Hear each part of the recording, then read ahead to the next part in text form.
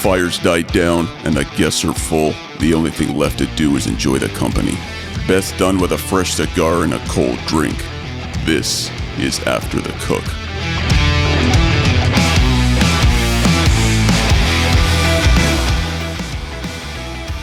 What's going on, everybody? How we doing today? It's another edition After the Cook with me, Dark Side of the Grill, and my man, the Barbecue Buddha. I hope you guys are as pumped as we are. This is going to be a deadly episode. How you doing, brother, man? I can't wait. It feels like I just saw you, which I did. I feel like I miss you. So it's sad that we have to wait to record an episode of After the Cook for us actually to talk and get together. But here we are, and I'm so excited to do just that. And we have an awesome guest today, a personal friend of mine, a great guy, a big name in the culinary world. Chef Jason Morse will be joining us later today. But first, why don't we get into how we've been doing in January? It's 2023. We're recording this episode in January. A lot of new stuff going on. What sort of lifestyle changes or commitments have you stuck to already in this early part of the new year? Well, you teed that one up perfectly, didn't you? So I'm not much for like New Year's resolutions, new year, new me, that kind of bull stuff, right? But I've needed a break on my liver. I knew it was coming anyway, and New Year's Eve was pretty rough. So then next morning, that's it. I shut her down. It's what day 12, day 13 now. I haven't had a drop of alcohol. I've been drinking these bubblies like crazy, coffee, whatever. And because I like doing things simple, I also decided, since we're doing this, to implement morning fasting. So I don't eat right now from 8 p.m.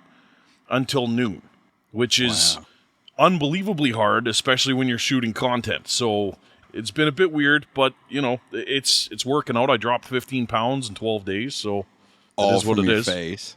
Yeah, a lot your from face my right. Looks, I mean, it's insane. When we talked on the phone, FaceTime or whatever we did the other day, I didn't even know how to process the information. You had like your mustache. I thought you grew your mustache since I last saw you, but no, your mustache is the same. It's just bigger in comparison to your smaller face.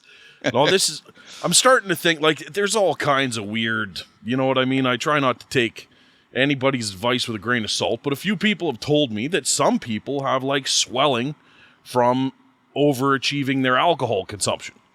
And I myself I am an overachiever every day, right? So I'm constantly trying to push the buck, and maybe there's a bit of truth to that. So I'm starting to right enjoy now that. Our producer Jordan isn't editing in the clip of you catching a White Claw when we were recording the episode here last month, then he's not doing his job.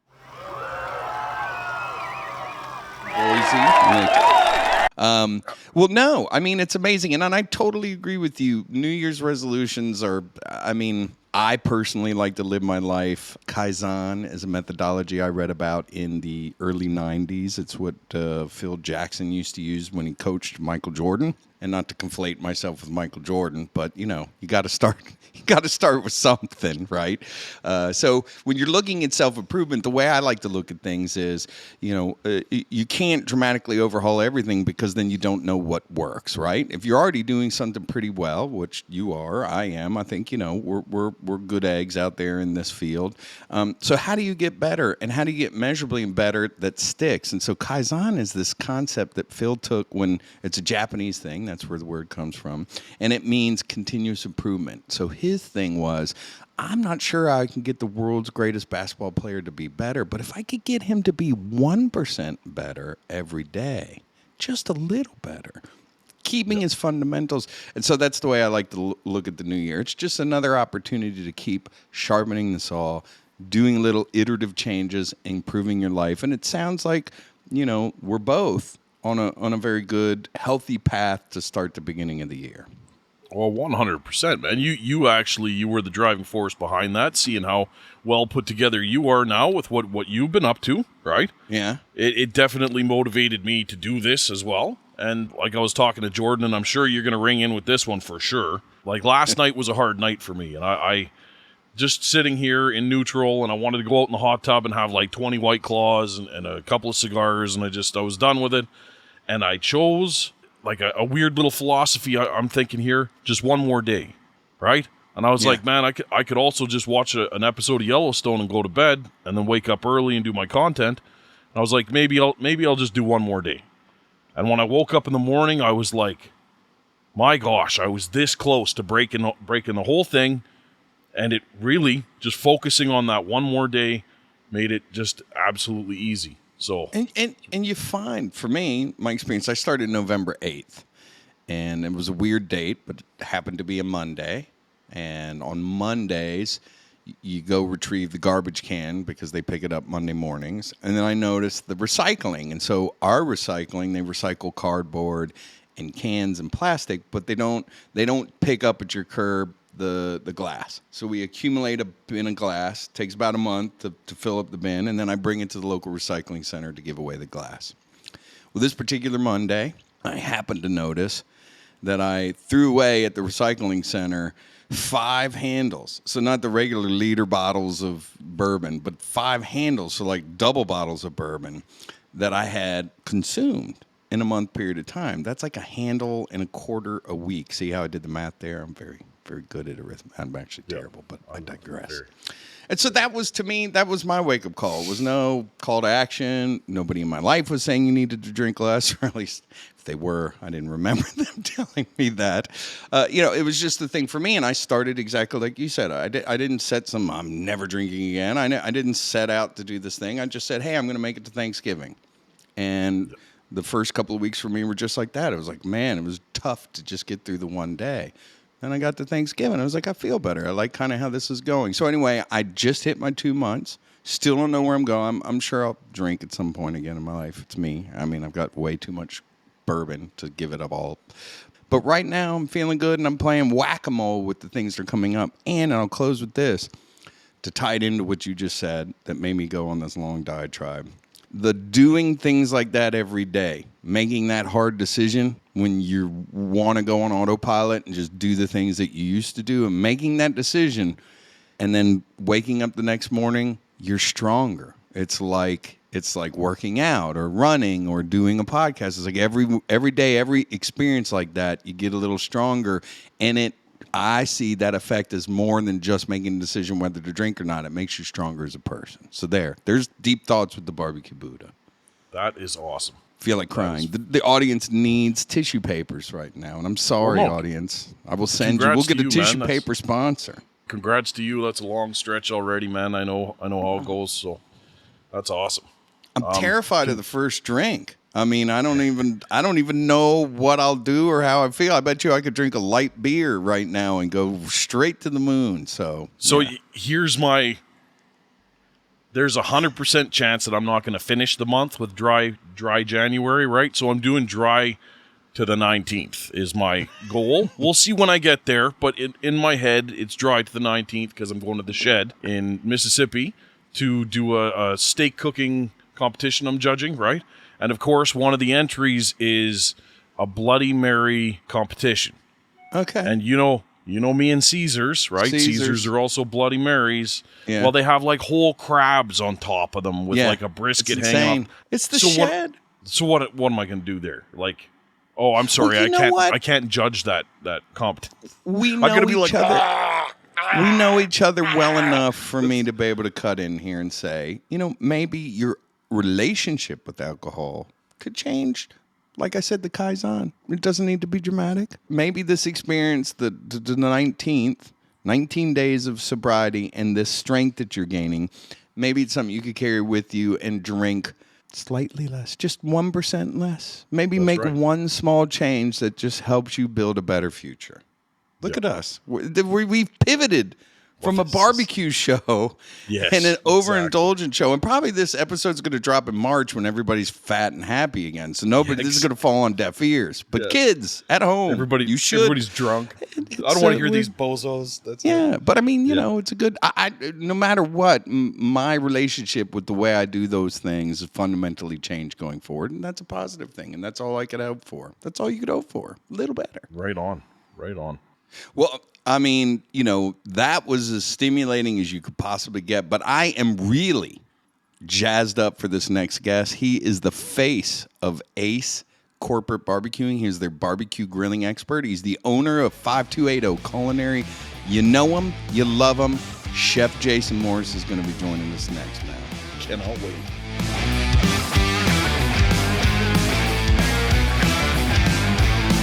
Oh, you know what time it is.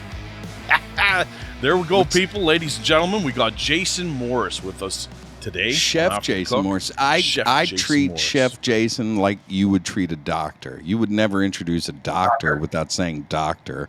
So I would never, ever address or introduce Jason without saying chef, because he is Chef Jason Morse. Chef Jason Morse. Thank you. Hello, Chef. Thanks for having me. Dude, that intro music, I'm amped. I'm super pumped.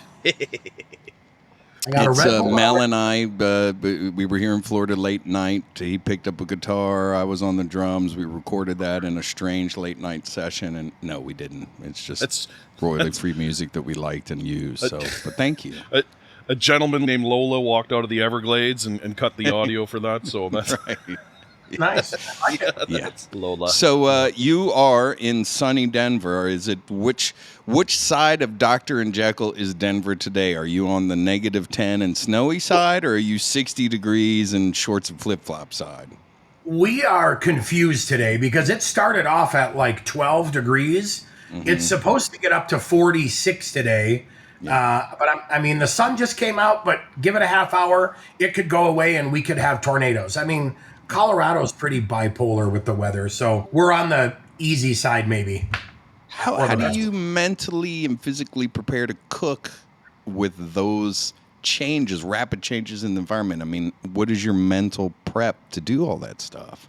Well, today I just finished what we call Hot and Fast. It's kind of a live Zoom cooking class we do for our ACE associates.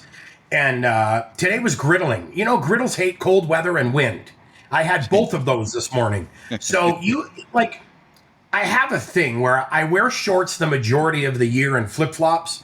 And then the minute it's just cold and my legs don't like being cold, then it's boots, jeans. And so this morning I manned up. I put on long socks, jeans, and I just went outside and cooked. The beauty is, back behind this collection of grills, we have our little kitchen area. So we do the majority of our work in the kitchen, and then go outside and show off the grills when we do our video shots and things like that. So I don't spend a lot of time outside, but enough to be chilly. You're prepared, right? Yeah. Now, is this a different location than the one that I was with you? I think this is a new setup for you and Ace since I last saw you. Oh yeah, March. It was February of 2020. I was out recording content for an Ace summer event with Jason. It's the first time we met. And I'm staying with my brother-in-law who lives in Castle Rock, Castle Pines, right near you. And we would wake up every morning and I was getting ready to go see you for a day's worth of work. And he'd be reading about this thing called the coronavirus that was spreading across in Italy. Yeah. And he was like reading these articles about the way it was the most strange juxtaposition. I'd go cook with you all day and come home and worry about this thing that ended up, we know what happened. Being a thing. After that cook, I hopped on a plane and went to Scotland to go make pizzas with Uni. And literally listened to that coronavirus story the entire way out. About a week later, I got back into New Jersey and Newark, and they were shutting down the world behind me on my way home. When I got back to Denver, within 2 days, it was lockdown. And I'm like, wow. I mean, it was either good or bad. I could have been stuck in Scotland making pizzas for 2 years while I was locked down, or home with my family. So I'm going to say I'm pretty stoked that I was home with my family. Isn't that wild, eh? How the whole world just... We had a baby like the month before COVID. So I've never we had the hospital, the whole 9 yards, right? And then as soon as we got out of the hospital, the world shut down. And then we have a fresh baby. You have to go back. You have to do these things. And the doctor's like, here's 6 months of vitamin D drops, don't come back. And we're like, this is out of The Walking Dead, man. This is crazy. Did they consider having a baby an elective surgery? Because remember, during that time, they shut down. No, I'm sorry, you can't come into the hospital. That's an elective surgery. You're on your own, sir. In Canada, half the time we have them in the bush anyway. So, it is what it is. Chef Jason Morse, I have a question for you. Thank you. Yes. It's very official. You are in Colorado. Does Hunter S. Thompson still have a good foothold there? or is he like long gone now? I think long gone. Yeah, I mean, there's still like some holdouts and things like that, but I think long gone.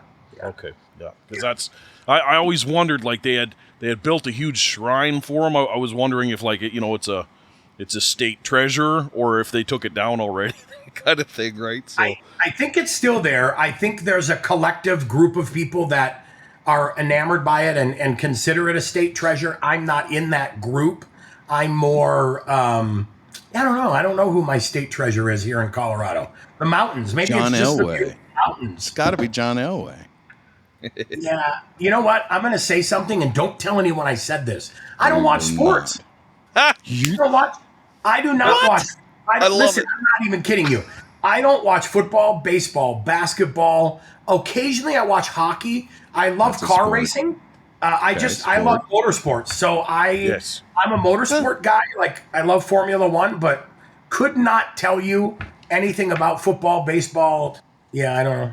Well, doesn't that put you in a strange position, because grilling, in particular your field of expertise, and sports, and particularly football, go hand in hand? Isn't there marketing and events you have to do through Ace or just yourself where it's football tailgating related and you have to just pretend like you know what's going on?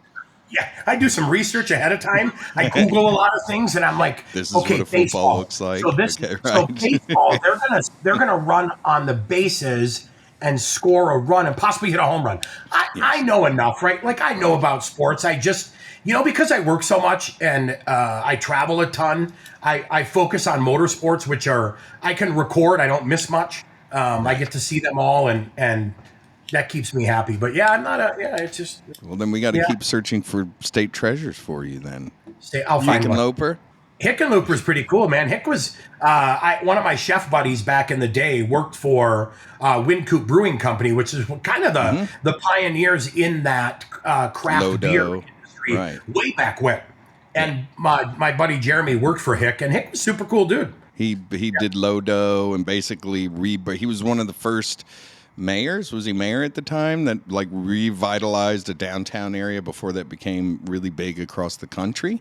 And downtown had been long abandoned across the country and all the cities and states across, except the big ones like New York and stuff. And Hickenlooper, I think, started that whole scene in Lodo and created that whole "it's cool to be downtown again" phenomenon. Yeah, he did a good job. They did a really nice job revitalizing that area. Now there's Union Station down there, and there's such a big draw between all the hip restaurants and shops.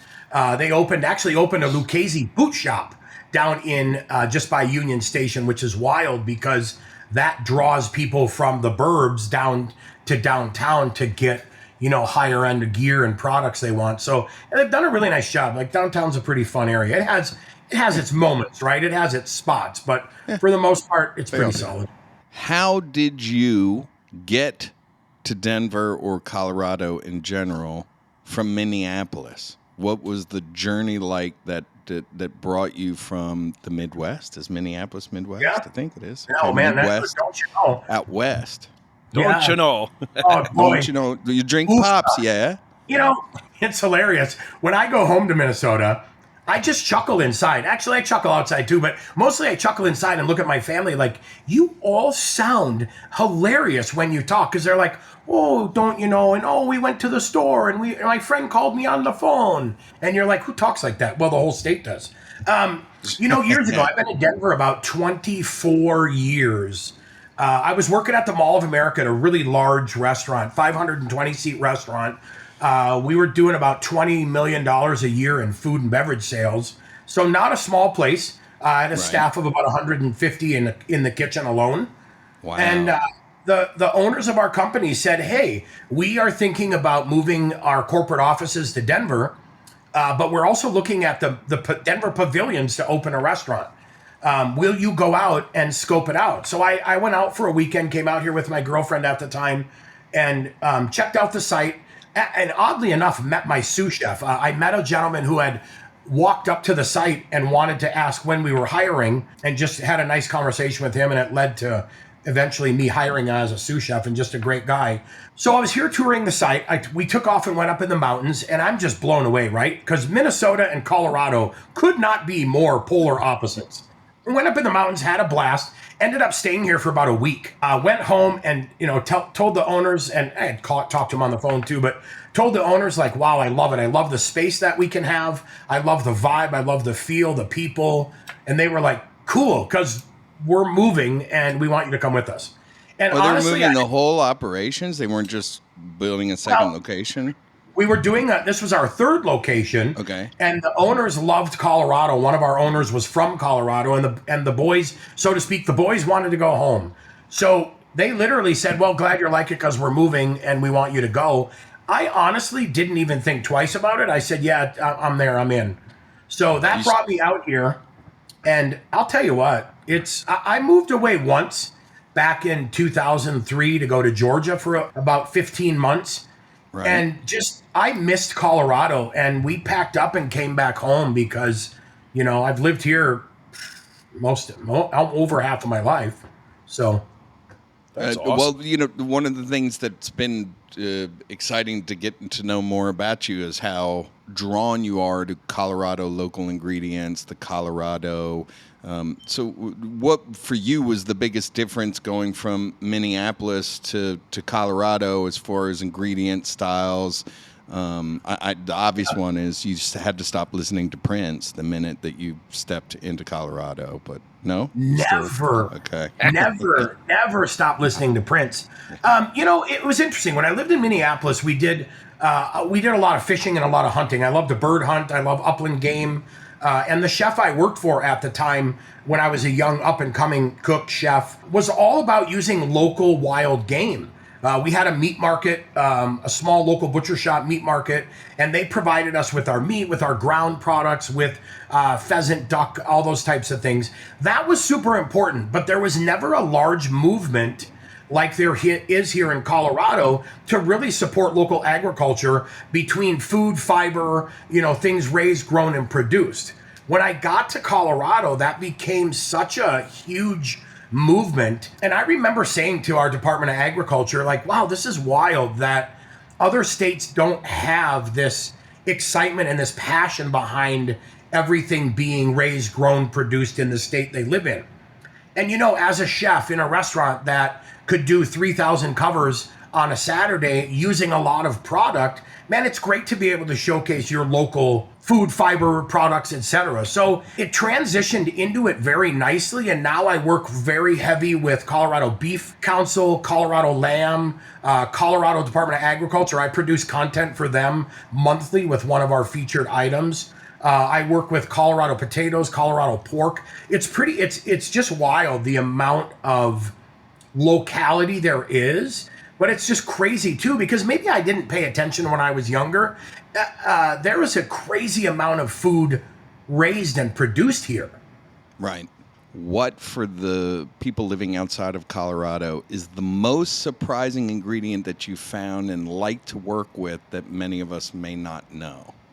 Well, Colorado potatoes are interesting because people assume Idaho potatoes, Washington State, that's where they grow potatoes. Colorado's the second largest potato producer. So I love Colorado potatoes.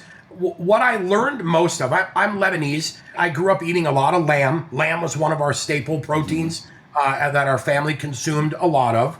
When I got to Colorado, I learned very quickly that the differentiation between domestic lamb and imported lamb is flavor. Imported lamb is very predominant in grocery stores because the movement to local lamb wasn't quite there. When Colorado lamb became more popular, and all of a sudden Colorado lamb was being requested in New York and Chicago. I mean, it was being served on menus all over the nation. And there was a reason for it. I mean, Colorado lamb has such a different flavor, very rich and deep and robust in flavor, but it doesn't have all of the gaminess you would see and get from imported lamb. So that was my biggest surprise. There is a huge difference. I think people need to understand there's a big difference in the size, the quality, and the taste between domestic lamb and imported lamb. Oh, for sure. So if you had to say a regional dish out of Colorado, something that kind of blew your doors off when you got there, when you landed there, when you saw all the different kitchens and the different cooks, What do you say would be the feature dish of Colorado? I'm telling you, it's lamb. I remember as an up and coming chef, I met a gentleman, Joe Piazza, who was I was just getting my first country club chef job. Joe was a sous chef at a country club, working under a certified master chef. And when Joe and I met, we kind of, you know, like we liked each other. We were both kind of chuckleheads, and we loved food. We were passionate about it. And Joe said, "Hey, you should come to the club. We're doing some practicing for, you know, Team USA." And just being able to taste through all of the lamb dishes they were making was just, I mean, when people think of Colorado, yes, they think of Colorado beef, and then they always think of Rocky Mountain oysters, because apparently we're nuts literally over Rocky Mountain oysters. But yeah, lamb, Colorado lamb, definitely center of the plate, definitely a wow factor. That's awesome. So you were talking about the country clubs, right? Yep. If you had to round up, and Ace Hardware obviously is number one, going back, what was your favorite place to work? Hands down, country club. Yeah. It's a different, you know, I grew up in hotels, in convention centers. I worked in private steakhouses. I worked at top 10 steakhouses in the nation. I was a corporate trainer and opened stores for Chili's. Yeah. I went back into hotels, worked for Marriott, Radisson, Hilton. I worked for a private Italian restaurant company in Minneapolis that, you know, I grew from 3 restaurants to 13 restaurants in my time with them. I really enjoyed that. I loved hotels. I liked conventions. I loved private restaurants.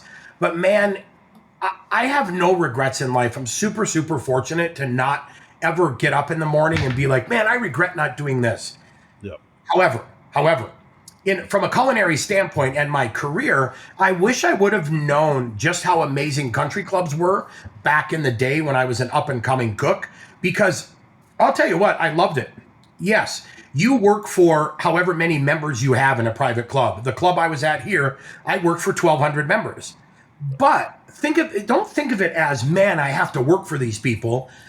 I took it upon myself to think of it as, I get to work for 1,200 people. My job between my culinary team and my operations and food service team is to learn the idiosyncrasies, the nuances, the wants, needs, and desires of those 1,200 people so we can better take care of them. I want to know what kind of cars they drive so we can see them in the lot. I want to know about their kids. I want to know eating habits. So we dialed that in and became, you know, one of the top clubs from the standpoint of culinary options and our ability to service our members. Dude, I loved it. I really did. I just enjoyed it a ton, but there was always something in the back of my mind that, you know, I wanted to move up and move up and move up and do better. And the club I was at, the club supported that, but the manager ahead of me or above me was never going anywhere. So that opportunity for me to continually grow wasn't there. And then the opportunity to do what I do for Ace and start a barbecue products business presented itself, and I literally I cut the cord and left my safety net and never looked back. That's awesome, man. That's perfect. And that's, to hear you say that, like, want to know what kind of cars they drive, so you know that I can instantly picture. So back in my welding days, the owner, he was private club, the whole 9 yards, same deal. When he pulled in, he's like, they know my steak is blue rare. They know. And it's just neat that you say that, because he was like, that alone meant half of his club membership was just knowing that when he walked in there, everything was going to be. So that's wild. I love to hear that, man. Congrats. We had a really cool computer system where each member, we would put the member in, the spouse, and their kids. And then we would put all of the information about them, birth date, likes, dislikes, food allergies. It was a very robust system. So we knew when they ordered, if I got a ticket and it was an Anderson family, it was, you know, dad, mom, kids. And then we would know, oh, hey, wait a minute.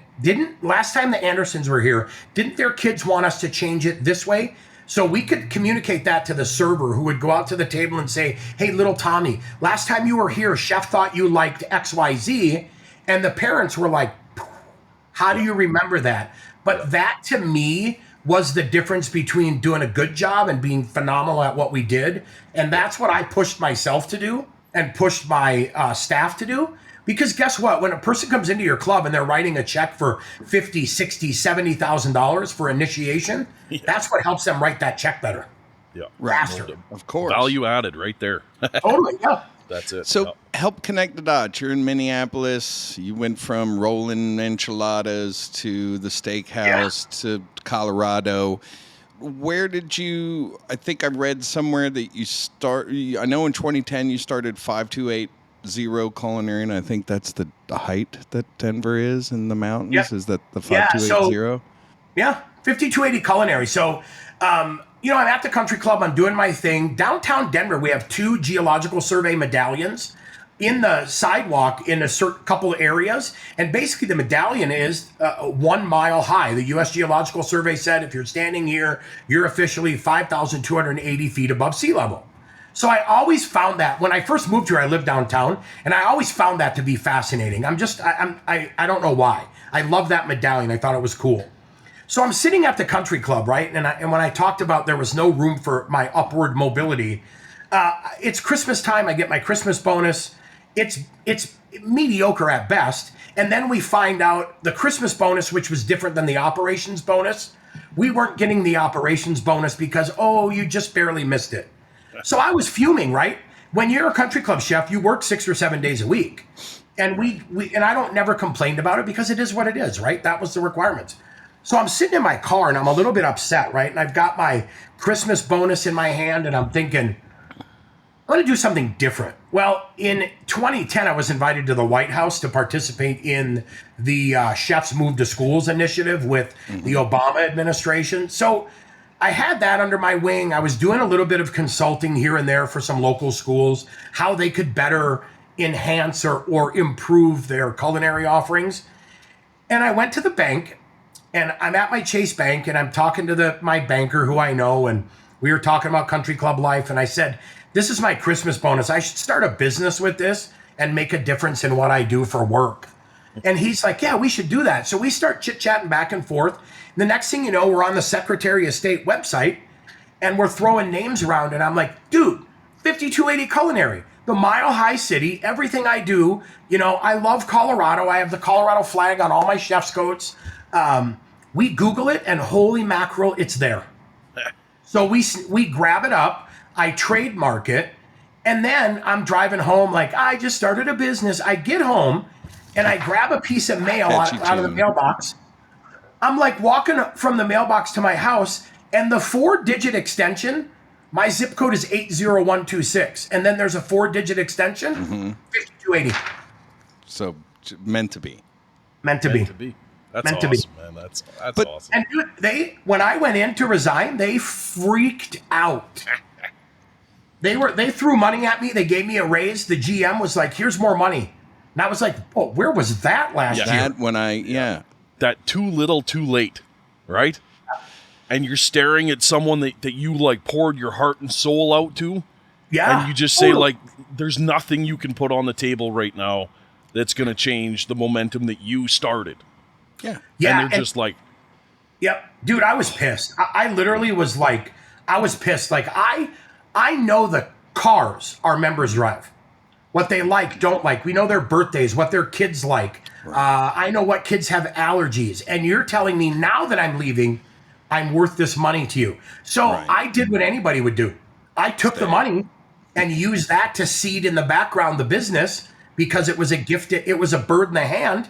Yep. And then all of a sudden I came back about 5 months later and said, hey, I'm doing consulting. I've got this Ace Hardware. I'm selling barbecue products to my 3 Ace Hardware stores in town, and my side hustle equals my salary. Time for me to fly. Yep. Right. All right. So before we get into the particulars of 5280, I have to just acknowledge something. And it's another one of the reasons why I love you, is the humble brag that you threw in at the beginning of this story. Like, did you notice how Chef Jason just said, well, I was invited to the White House, Michelle Obama was there and all this stuff we did. But anyway, the 5280 Culinary. So why don't you just take a minute and just, round out, just strut your stuff, brother. How did you get to the White House? What was that all about? So I had 2 kids. I still have 2 kids, but my kids were much younger. Now they're like snot-nosed teenagers, but back then they were little kids that looked at you like, Dad is my hero. Now they look at me like, oh, please don't talk to my friends. So, I'm a bigger guy. I don't always eat perfectly and as the USDA suggests and dietitians, but it was interesting when I looked at the food my kids were eating in school lunch, higher in sodium, higher in fat, and I just felt like I had the opportunity to do something. As the chef of a country club, I work for my members, and my members were saying, hey, you should come to my kids' school and do some cooking demonstrations. So I started doing that for some of the members' kids and cooking at their schools. I started doing it at my kids' schools, and my local chefs association took notice of it, and there was an opportunity. They had sent out through the American Culinary Federation a notice saying, hey, we're looking to start this initiative. The Sam Cass and Michelle Obama are looking to start this initiative, and we would love to have chefs be recommended for this. So myself and about 4 other chefs from the Denver market were invited to the White House to participate in this. There were maybe 1,500 people on the south lawn of the White House. I was in the 3rd row on the aisle behind Daniel Boulad, his family, right there by the podium with Mrs. Obama and Sam Cass. It was just absolutely mind-blowing. But the cool part was when the country club found out, country clubs are notorious for they just love their chefs, right? The members know you work really, really hard and they love to take care of you. So a member came forward and said, we'll pay for his entire trip. Don't make him take time off. We'll pay for that. We'll pay his salary, blah, blah, blah. Airfare. Somebody stepped forward and paid for it all, my trip. We went out and just had a blast. My buddy Joe from the country club world, he was there with me as well. And it was just cool. And it was that spark that I was like, all right, I can do different, right? So I became a consultant for the Institute of Childhood Nutrition. They're based at Ole Miss in Oxford, Mississippi. And as a consultant for them, I went across the nation to train culinary skills and techniques to school food service professionals. I went to Guam 3 times. I trained, we had Saipan, Rota, all the Mariana Islands flew into Guam so that we could train them. It was just, I've been everywhere because of that. And that really helped. It was nice because that was my break from the country club while I was building the beginning of the spice business. It was an opportunity to do something different. And it was the opportunity to make an impact and to leave a little bit of a legacy. And it was fun. It was really nice to be involved in school lunch and to try to make a difference. And I think I did. And I think that I worked for my kids' school district as a consultant for about 3 years. So, do they have a statue of you in Guam, like in the city square? Yeah. No, like they holding don't. a spatula and a plate, or something. I would have been holding like a scrub brush because literally every time we got there, it was like, there was a typhoon last week. There's a boil water order now. Or I went to the Virgin Islands too for the government, and I get into this school, and the school looked like the scene out of Chuck Norris Missing in Action. Like the fences were overgrown with bushes and rusty, and I'm like, that's a school? Dude, I roll into the school, and I start getting my station set up, and there's a garbage can. I move the garbage can. I've never seen that many cockroaches collectively in my entire life than I saw under that one garbage can. Oh. Was that the lunch special that day? Yeah, it was protein, like the crunchy stuff on the salad. Red curried, yeah. Yeah, but White House was super cool, man. Just an absolute, when you get to meet the president, the first lady, the executive chef of the White House, man, I'll tell you what, it's pretty humbling, right? It's very, you look up at the sky and think to yourself, I'm just a guy from Minnesota that loves to cook. What the hell am I doing here? Like, how did this happen to me? Did you get to go into the kitchen of the White House? I didn't. We were in some meeting rooms inside the White House, and for some reason, I'm not sure why. I think because they were getting ready for a state dinner. Yeah. But we got to see the White House garden and do some really cool things there. It was fun. It was really fun. I always wonder if that's the kind of kitchen where there's a duck press in the corner. You know what I mean? Like, just in case. There's. Oh, they have everything. I actually, oddly enough, when I was little, like really little, so I like these stories, but I hate the fact that I didn't truly, because I was young, have the context or the appreciation for it. But it just so happens to be a story that happened to me. My dad owned restaurants in Washington, D.C. in the late 70s up to, well, actually early 90s. The heyday was in the mid 80s. And one of the investors in his restaurants was a guy named Robert Fielding, who was the personal lawyer of Ronald Reagan. So when Ronald Reagan was in the White House, my dad got an invitation to eat. We didn't eat with Reagan. I never met Reagan. This is a cool story, but isn't that cool?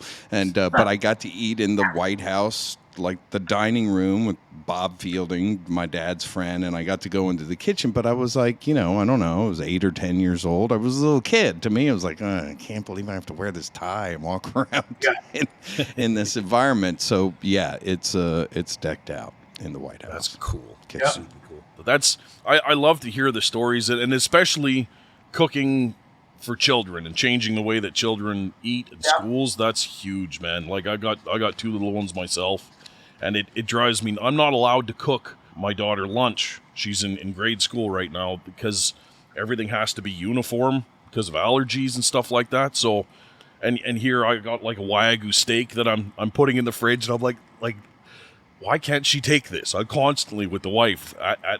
Why? It's insane because I know, cold pizza. Are you serious? Like that's drives me nuts. But it's good. It's good well, to know now that you have a people are paying resource. attention. You should work directly with Chef Jason on a meal program using your ingredients, but yet preparing them in a way that's healthy for children in Guam. Yeah, no doubt. Well, interestingly too, in that whole movement, as we talk about local and using local products, because of what I did with the schools, we were using local beef when it came to hamburger day or taco meat or sloppy Joe day. We were using more local produce. So there was an opportunity for us to, before that ugly food movement where we started teaching people, who cares if a pepper's got a turn to it, if it looks ugly, it still tastes the same, eats the same, cooks the same. We were getting all the ugly food in the schools and using it just the same. Right. Yep. Oh, that's awesome. So we touched on 528 Culinary. Yep. I know you make rubs because I've used a bunch of your delicious rubs, and they are truly delicious. Thank you. You have and I know, and I want to get to how you went from that to Ace, and I think that's the next thing. But while we're on 5280 Culinary, why don't you tell us a little bit about the service offering, what you do there, what you want people to know about this company that you started, and you continue to run this day. Yeah, thank you. It's our family business. I started it with a loan from my wife, a little bit of seed money from my Christmas bonus. My wife never lets me forget. She claims that I've never paid her back that money, which she's full of crap because I've probably paid her back 1,000 times over. But right. It's our family business. We manufacture barbecue products. I do some consulting. I work a lot with agriculture to help be the conduit between the agricultural ranchers, growers, producers, and consumers, to help them understand that getting out in front of consumers and teaching them how their beef is raised and produced. Ranchers and producers don't have to hide. Now I get to be the spokesperson for them to help, consumers understand a day in the life. We do consulting work. I do the Ace barbecue products that we sell at Ace. And then we do content creation, which, thanks to COVID, prior to COVID, we were doing fun little videos on our iPhone, right? And we thought we were all fancy. And now, I've $25,000, $30,000 worth of lights and 4K cameras and editing software. And now, content is king. Just like you, both of you guys create some amazing content. We try our hardest to create content as well that translates anything we do. I mean, I create content monthly for the Department of Agriculture. I take one of our featured items, like I just did Instapot bean soup last month. So, I mean, man, we do a ton of stuff. We seem to dabble in a lot of different things, but now the majority of our business is all about the barbecue products. working with our sponsors and with our partners and our clients, and then doing a ton of content. It's just wild. Content never ends. It's crazy. Well, it's funny you mentioned that too, where we went from COVID now to where content is. When you see little Billy, he's 17 years old and he's got a YouTube channel where he records himself shooting video games, and he's got $30,000 worth of gear. You better believe, like, we've all got to knuckle up now, man. It's crazy the content coming out, and the just the perfect stuff. It's do you remember back in the day when you told people you had the newest, latest, greatest iPhone and you were shooting all these videos and they were like, whoa, that's crazy. Are you serious? And now it's like you would be blown away if you saw the 4 different Adamus monitors I have with the 3 different cameras and overhead rig and this and that, and remote so you can fire all of the cameras so you can be a one-man band. It's pretty wild to think where we came from, and now all of a sudden where you have to be if you want to continually elevate the content, Yeah. Go ahead. I'm definitely going to circle back and hit you up personally about the bridge that you're building between agriculture and stuff. Up here in Canada, I work with Alberta Beef, exact same thing. There's such a gap between the ranchers and the consumers. It's just it's like football fields wide. And when I'm doing events, I did the farm fair in the winter. I pulled my rig out and I cooked the farm fair right out front, and the actual ranchers were there. They were all competing with their cattle, and to see that massive gap, we had people from Friesen Brothers and our local grocery chains, right? And they don't even talk. They're in the same room and they don't even talk. And here I am. I'm the guy who cooks it. I'm like, why aren't you people dancing? You guys have so much to do here. I can imagine that must be a wild place to sit in the middle in an office setting and all. Oh, that's awesome. I love to hear that. We just, it is. It's really wild. It's nice because agriculture community are such amazing people. I mean, I just love them to death. They care so much about their animals, their produce. I was just with a group of chefs at a potato expo. So the entire United States of America, all the growers and producers came together here in Denver for a potato expo. There were some Food Network chefs that I did a competition with, and it was wild. Another humble brag. Did you see that? Sorry. That's why I love this guy. This guy. Yeah. But the interesting part was we all commented to each other how awesome it was for potatoes to take the center of the plate, because it's always about beef and pork and chicken. And here we are showcasing a commodity item that people spend a lot of time and effort to grow the best potatoes ever. And we get to showcase it on the center of the plate. Did you think well enough advance so you brought your own sets of eyes and lips and noses and stuff for all the different potatoes? I brought the Mrs. Potato Head stuff by accident. So I took a different spin when it came to how fast I can build Mrs. Potato Head. But I mean, she looked pretty solid. I have to say, I did a good job.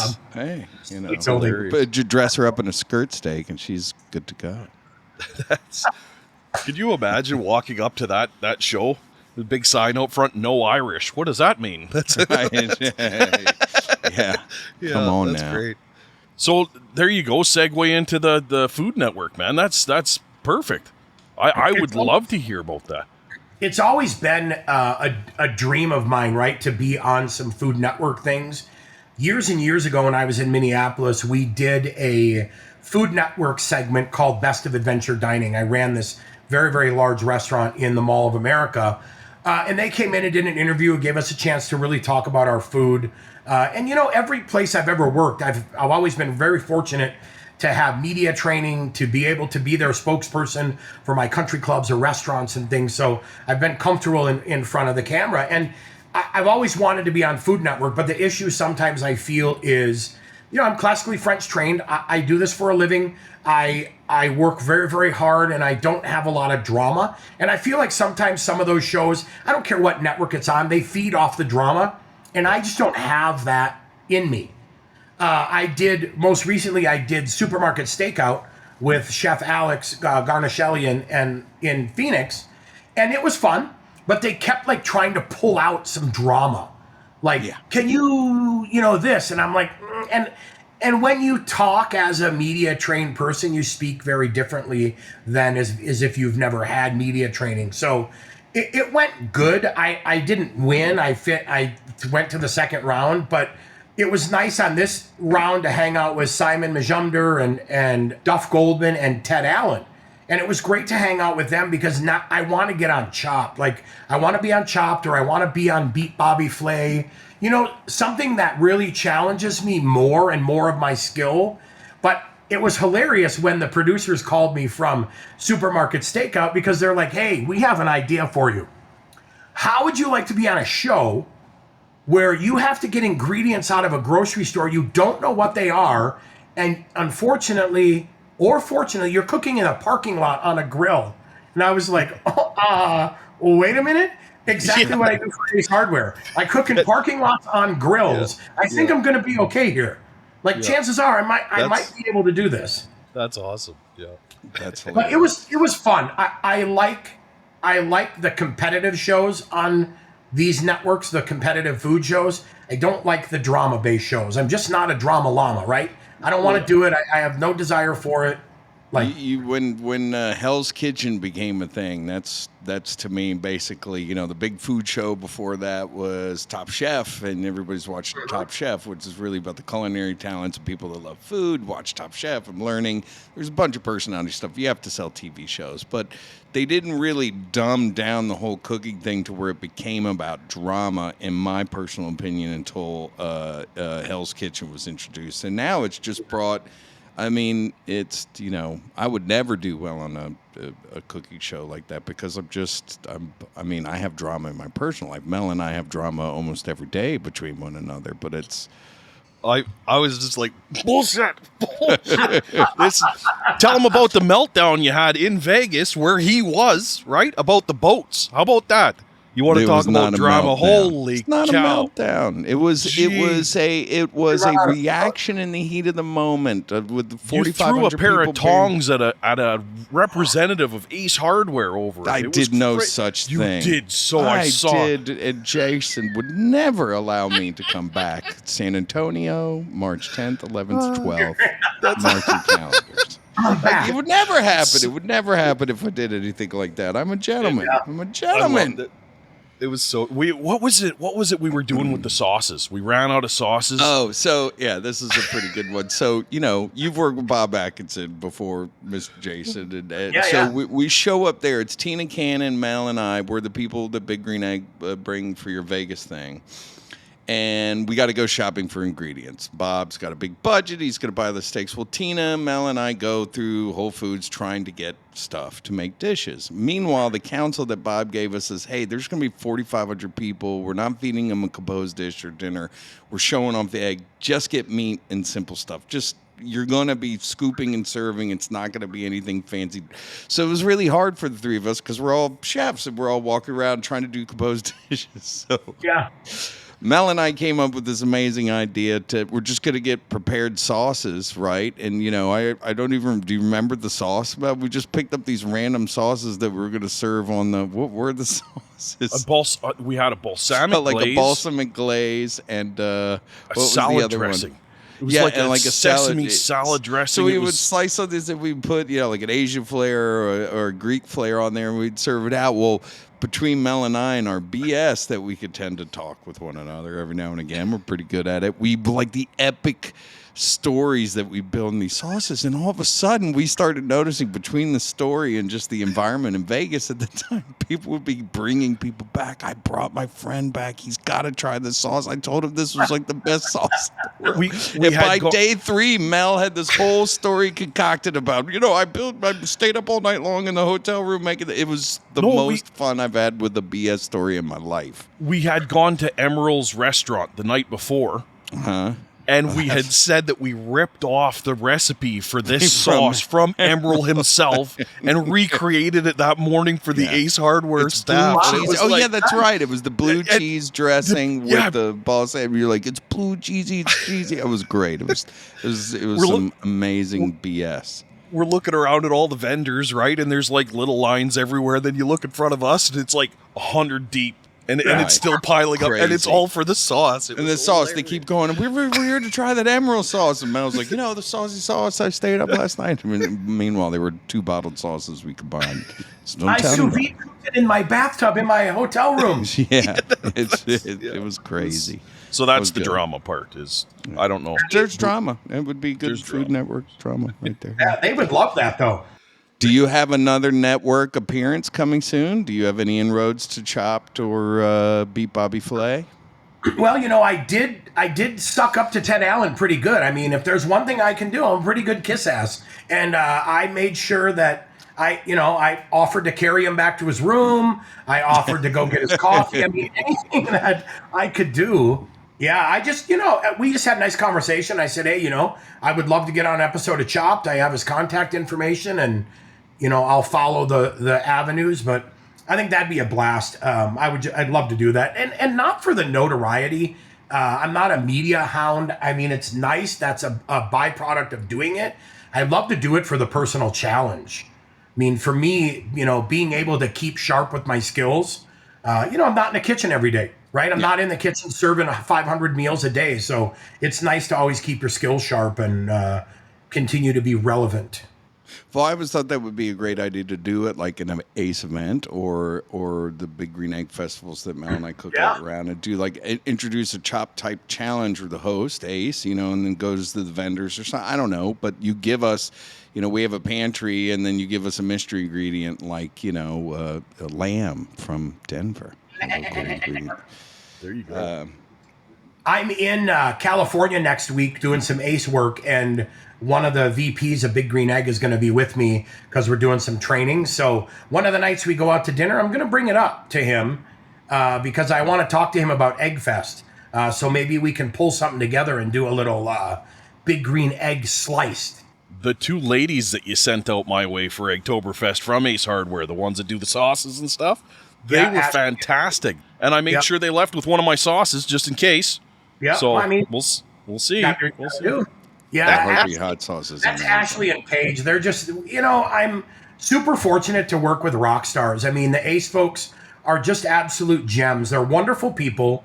They all work very, very hard. And from the retailer that owns the store to their helpful folks to the people at Ace Corporate, we're all driven to make sure we all succeed. It's a very good environment to be in because we all work hard to make sure everybody succeeds and has fun, and we're keeping products fresh and exciting for our customers, which is pretty cool. Well, that was what was neat to see, was that like boots on the ground there, right? Yeah. And just totally, like a fish in the weeds. You didn't know that they were Ace Hard. You didn't, and they're like, we're just here to, take it all in, and we're just learning, and it was wild. It was pretty cool, and they had a lot of nice things to say about you. So They loved meeting you, man. They were like enamored. yeah, it's a lot of It fun. happens. That Eggtoberfest is a good time. That's usually the way everyone feels the first time. It's the second time they meet them that you need to take the survey. That's where the magic happens. That's where the magic happens. That's where the magic happens. So we've built this trail of breadcrumbs. We've taken you from Minneapolis across the country to Yep. Guam. We even segued to Guam and then back to Colorado. You've got 528 Culinary. You're doing your gig. I believe earlier in our conversation you told us you started selling some of your products to the local Ace Hardwares. Is that how this amazing relationship you have with Ace began? Why don't you tell us about that? Yeah, man, talk about fortunate. I always love, because, when you own your own business, people are like, oh, you're so lucky. And you're like, is Lucky not sleeping? Is Lucky worried about how much money you make? Is Lucky wanting to shut your own business They don't down? see that, right? Yeah, they don't see the fact that the first 3 years you owned your own business, Miserable, right. literally wanted to die Right. daily because it was stressful. Yeah. I was very fortunate to be in the right place at the right time and to meet some great individuals. My local Ace in Highlands Ranch, I bought all of our barbecue products for the country club from that Ace store. And I had brought samples of rubs and things into Bill, who works in the grill department, and we built a friendship, and one thing led to another. And all of a sudden he's like, hey, you should think about selling barbecue products to the hardware store. It happened at an interesting time because consulting had started to lull, and I was like, wait a minute. I have to keep revenue flowing now because I own my own business. I can't not work. So I added the barbecue products and did 5 rubs, and we had some success that summer, and I was like, oh, cool. Fall, we had some more. And then I added brines, turkey brines. I thought we were living large, man. We sold 72 bags of turkey brine, and I was like, wow, this is the best thing ever. Right. As we sold barbecue products, the store owner and I talked about doing a grilling demo. He's like, hey, you should come and grill and, talk to customers, promote your products, promote our grills. I didn't have a clue what I was doing, right? I just know I love to talk. I love to serve food, and I like to grill. And we came together, joined forces, started developing demos. And then I found myself doing them more and more and more and more. And then people started asking for classes and asking me to show them how to use their Traeger, their Weber, their Big Green Egg. One thing led to another. And by 2014, we were already in about 40 stores. And the Rocky Mountain Ace Group, which is the local retailer owner group, asked me if I'd consider being their spokesperson and grill expert for the region, Colorado, Wyoming, New Mexico, Utah. And I said, I would love to. Didn't know what it meant, but I would love to. I went from, a little 4x8 cargo trailer to a 8.5x14 trailer with a ramp to buying a pickup truck to haul a trailer around. And then as we progressed more and more, Ace Corporate started watching what the region was doing. Yeah. And they said, what's going on? Why are you guys constantly selling more and more and more grills? And no one else is. Like, they're selling, they're doing 2 to 3% growth. You guys are seeing 10, 12, 14. Yep. They all were like, it's this guy. It's Chef Jason. We have this guy. And I was like, whoa, easy. Like, don't threaten me with a good time. Stop it. Nice. Yeah.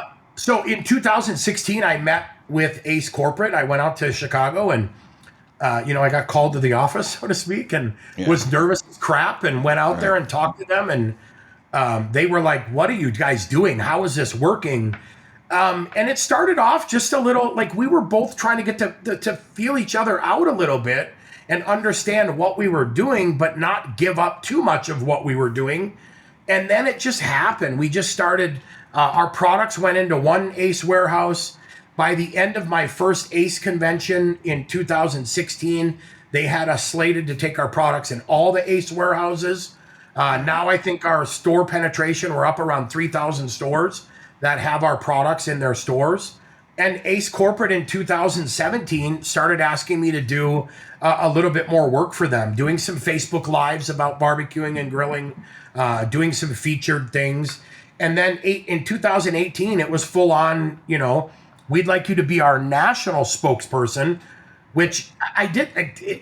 It was weird. I mean, I'm a chef. I'm a guy that loves to grill. And then here's a multi-billion-dollar corporation with now over 5,200 stores saying, we want you to be our national spokesperson. Like, we want you to be the face of Ace. Yep. And I'm not going to lie to you. When that happened, I may have had a little cry in my pickup truck after that conversation, because that was frickin' it's crazy, man. The amount of trust that Ace puts into me to help drive barbecue sales for our associates and our retailers is massive. We shoot a ton of content. I do a lot of recipes. Back here, we do live Zoom trainings. We are going to do 10 of them. We'll have done 10 of them this week by Friday afternoon. I did a Zoom cooking class this morning. I'm doing another one this afternoon. Always showing them new skills to build. It's interesting. Back in the day, 16 and 17, Ace wanted to hire all of these barbecue spokespeople to come into the stores. And I was like, why can't we build them within the chain so that we have, just a much better represented group of people? And now I'm excited because we get to work with you guys at events. You guys are professionals. You do this professionally. You have a lot of fun. You love what you do. I'm excited now that is coming in, and grill manufacturers are, bringing you guys in to do stuff because it's cool. And that's what our retailers want to see. Let me tell you, you've definitely, you've broken the mold, man. It's everyone knows. Thanks, Everyone knows Jason. Everyone. It's wild what you've accomplished, appreciate it. man. I appreciate it. You know, I keep my nose clean. I have a spokesperson contract with Ace Hardware, which is great because it's a reminder of the things that they don't want you to do as a representative of their corporation.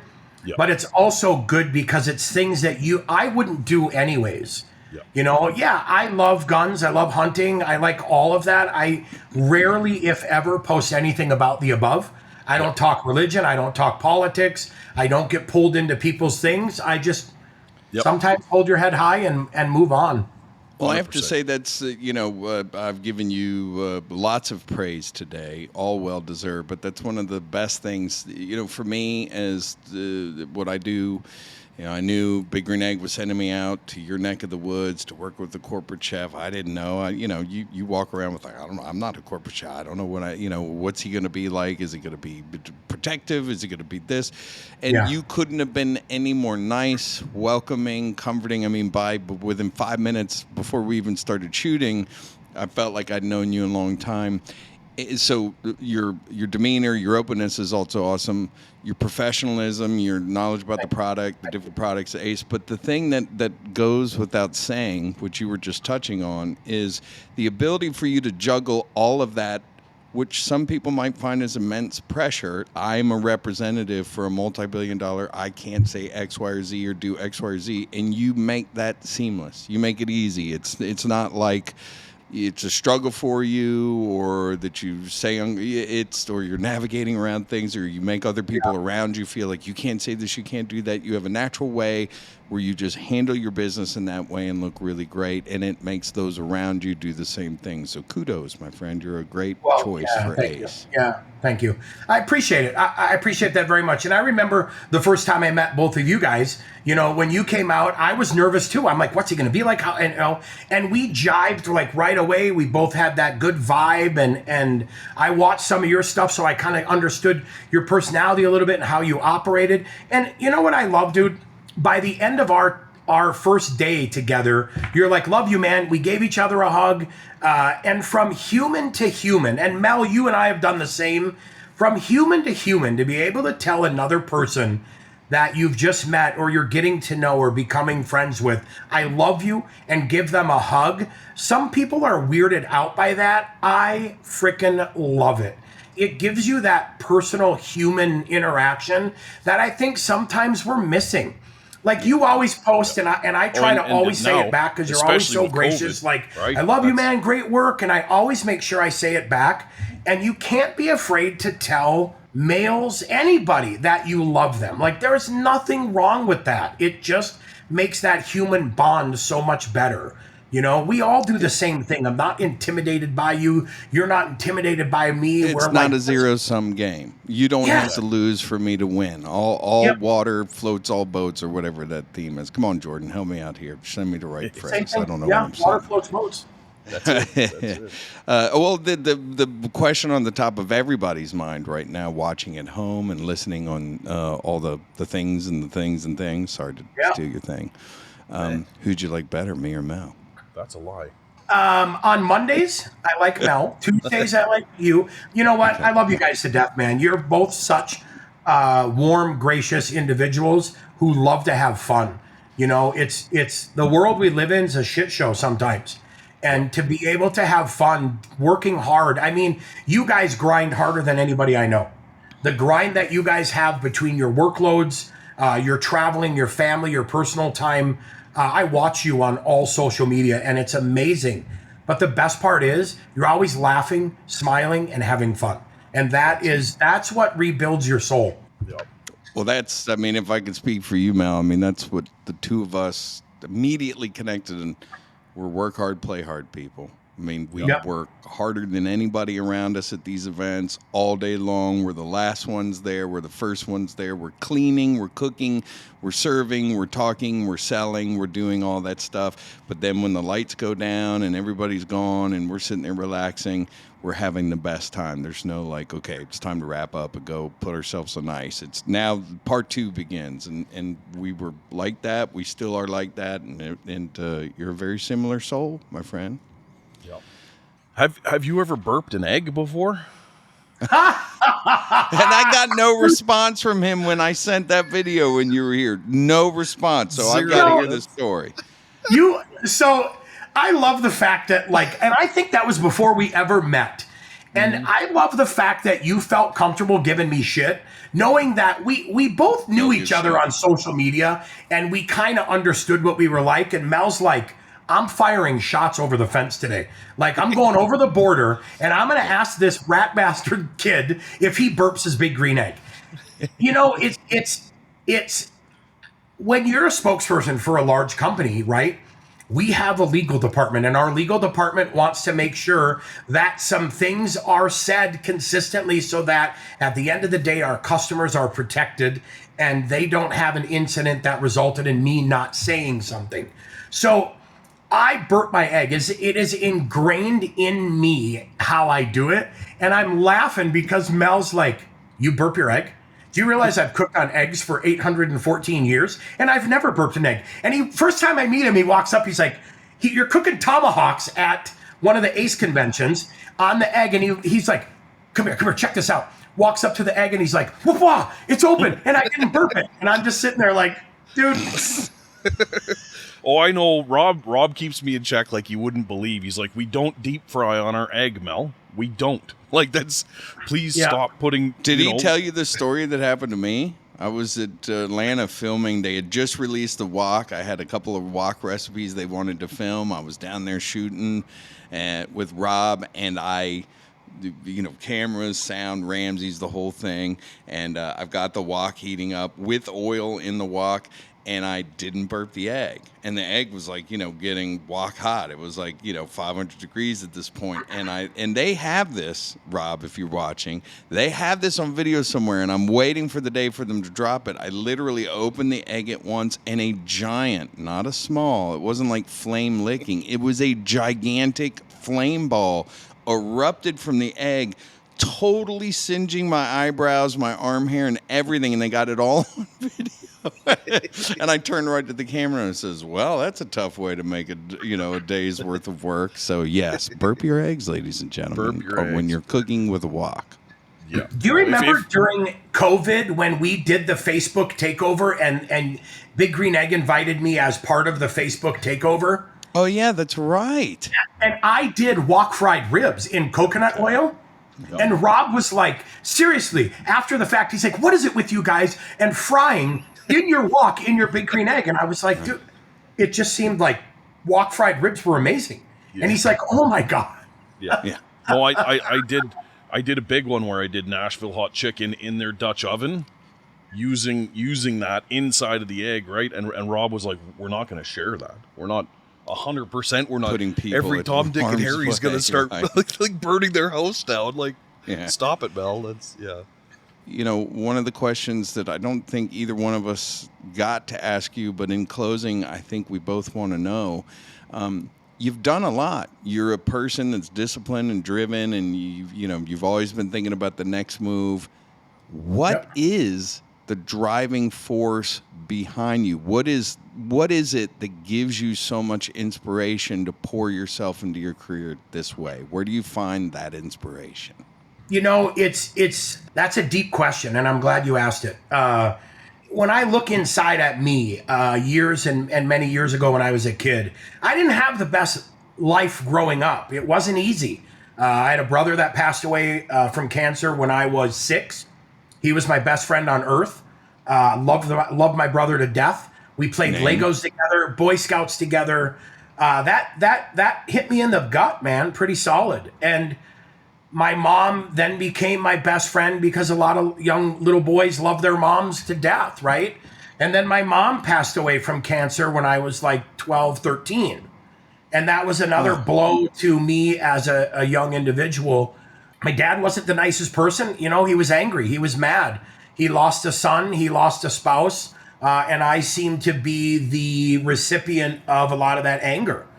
I found happiness at my neighbor, Gordy and Lorraine's house. I helped them. I mowed their grass for them. And Lorraine was a chef for a classically French trained chef for the governor of Minnesota. And I used to stand on a box or a bucket at her butcher block counter and roll croissants, and she'd teach me how to cook eggs. And I really was fascinated by that. And it was such a happy place for me to be at their house because I was away from an environment that wasn't nice and wasn't fun. And I discovered, my family, we love to eat, man. We are eaters. Like, we eat a lot. And we all would meet as a family every Sunday and go out to brunch. And when I was 15, I joked with the chef who was running Sunday brunch, like, I want to come and work here. So I started really young, admiring the hustle behind the culinary team and the person stocking the buffet and stacking the plates and bussing tables. And the kitchen, I immediately found my happy place. I always joke, like, in a kitchen, it's full of misfits and degenerates.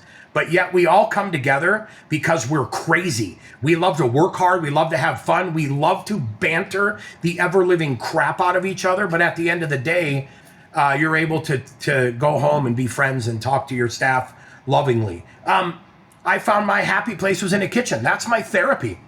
That I will tell you honestly, growing up, in an abusive parent situation and losing your parents and then being basically adopted by your grandparents who then raised you, that's not always a good thing for your brain.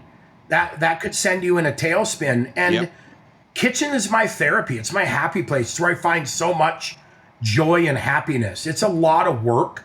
I work really, really hard at what I do, but man, when I get up in the morning and I see my task list of things I have to do, I just chuckle because I have my kitchen back there, my happy place. I get to do what I love every single day. And, I'll tell you something my dad said to me when I was in my early teens, that I would never amount to anything. You're never going to amount to anything. He was angry, right? My dad was angry. And now that I'm older, can I blame him? No.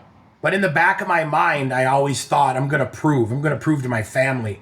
I'm going to prove to everyone who's taken a chance on me and given me an opportunity that I won't let them down. I don't intend to, I'll never let Ace down. Ace will never have a scandal. It's just not how I do things. So what drives me is this insane desire to constantly want to reinvent myself, to be new and fresh and exciting every year, and to never let those people down anywhere along the way who have helped me out. I worked for a chef, Mike Morse, years ago, and Mike was my first real executive chef, and I love Mike to death. He's just, he took me under his wing. He made me more of a chef than he can probably ever know. But when he left and moved to a new job, I worked for his sous chef who got promoted.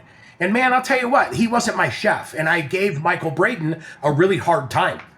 I didn't treat him nice. I acted like an asshole. I just wasn't kind to him because he wasn't my chef. And I'm sitting at Johnson & Wales in Charleston, South Carolina, about my fourth day in school, listening to I was in French regional cuisine, listening to my chefs talk and talk and talk. And ding, the light went on. And I was like, wow, I'm an asshole. Yeah, my God. Everything Chef Mike Braden was trying to tell me was only trying to make me better. So I put the quarter in the phone. I call the hotel. I ask for the chef's office. Mike answers. And I'm like, hey, chef, it's Jason Morse. And he's like, oh, I didn't think I'd ever hear from you again. And I said, I got to tell you quick because I'm in between classes. I'm an idiot. I am sorry. I gave you a hard time for no reason other than I was an idiot. I know you wanted to teach me to do better, to be better, to cook better. And I didn't take full advantage of that. And for that, I'm sorry. And that was when I was like 20 years old. Mike Morose and I still talk. Mike Braden and I still talk. He's the corporate chef for General Mills. Wow. And chef, I call him chef. Every time he messages me on Instagram or Facebook or likes my post, I just smile. I smile because I'm like, I got over myself. I realize that there are people out there that are trying to help you, and you should look at all of that equally. Right. And I just I'm so fortunate that Chef and I still talk. I still address him as Chef because he was my chef. Yeah, I just have that drive and that desire, dude, to never let people down. My family, my wife and my daughters, the companies I work for, my own business, my own brand. You guys, when you asked me to do this, I don't want to let you down. We obviously want to have fun. We want to touch on things, and it's I got to ask, and if Yeah. this is too deep, just say it's too deep. But you said it, so I'm going to ask it. Is your dad still around, and has he seen the success so he knows you did make something of yourself? it's he's not around. My dad passed away many, many years ago.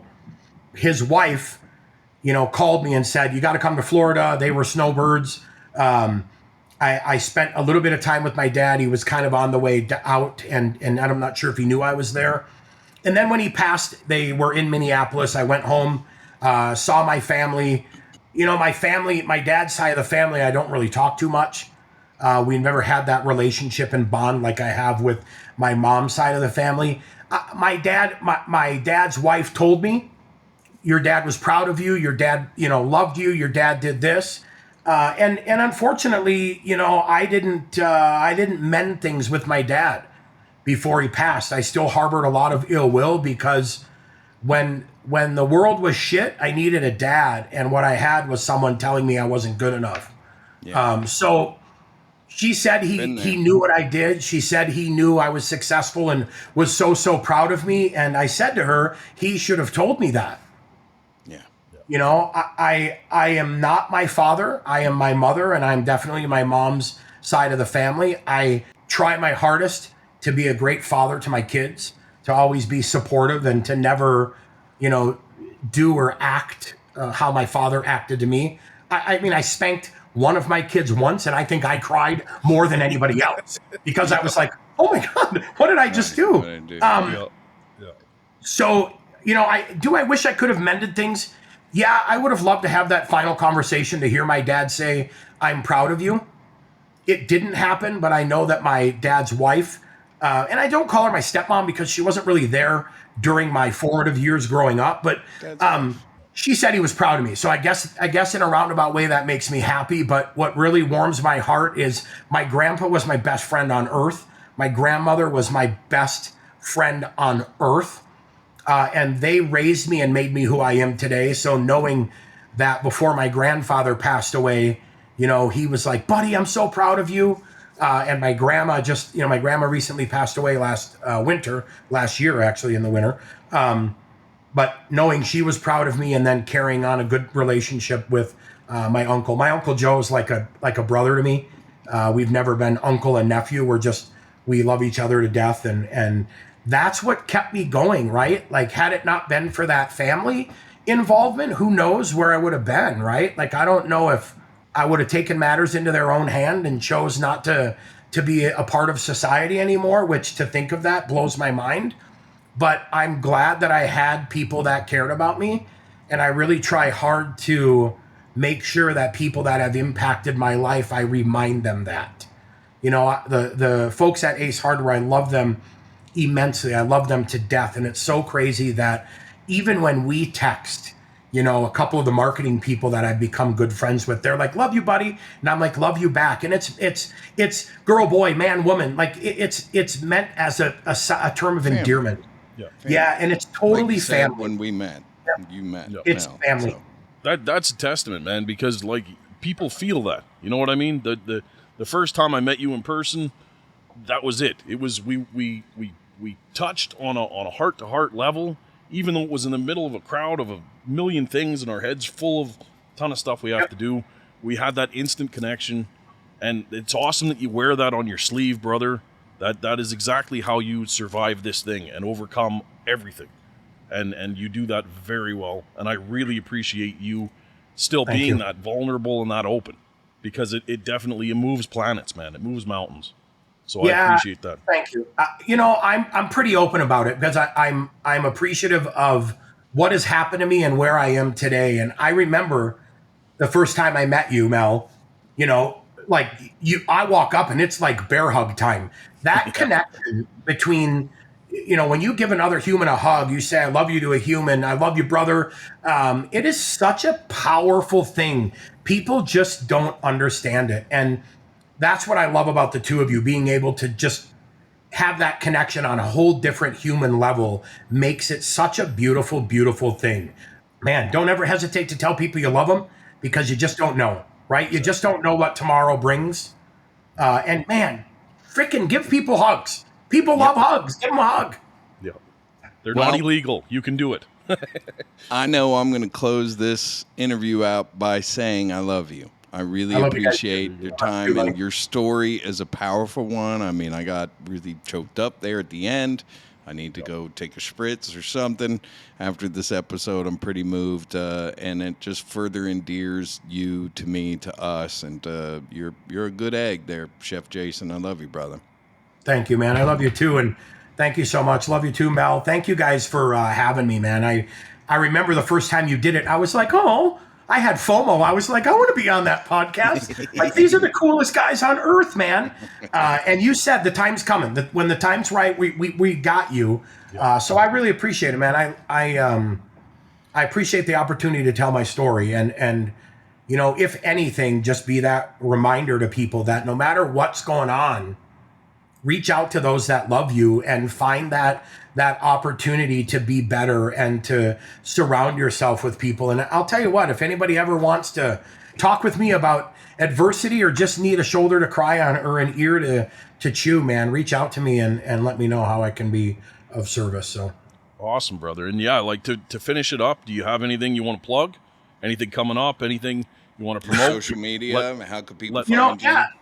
Follow me at Chef Jason Morse on Instagram, and support your local everything, and not just Ace Hardware, but support local everything. When I'm a small business owner, right, and you guys are small businesses as well, the more we can get people supporting that small business, that is the lifeblood. You know, it's catchy that they always say you're not helping a corporation buy another jet, you're paying for someone's soccer lessons, but it couldn't be any more true. And now in the environment, in the economy that we are in, it's so important to really hunker down and support those that support you. So keep growing your communities. Don't complain about things. Get out there and be involved. Like, the only way we are going to make the world a better place, giving free hugs, telling people you love them, and getting involved. So stay true to yourselves. At the end of the day, you are your own brand. So don't compromise. You are who you are for a reason, and that's what God made you. So be a badass. Thank you, Chef. Thank you, Chef. Thank you, guys. Appreciate it.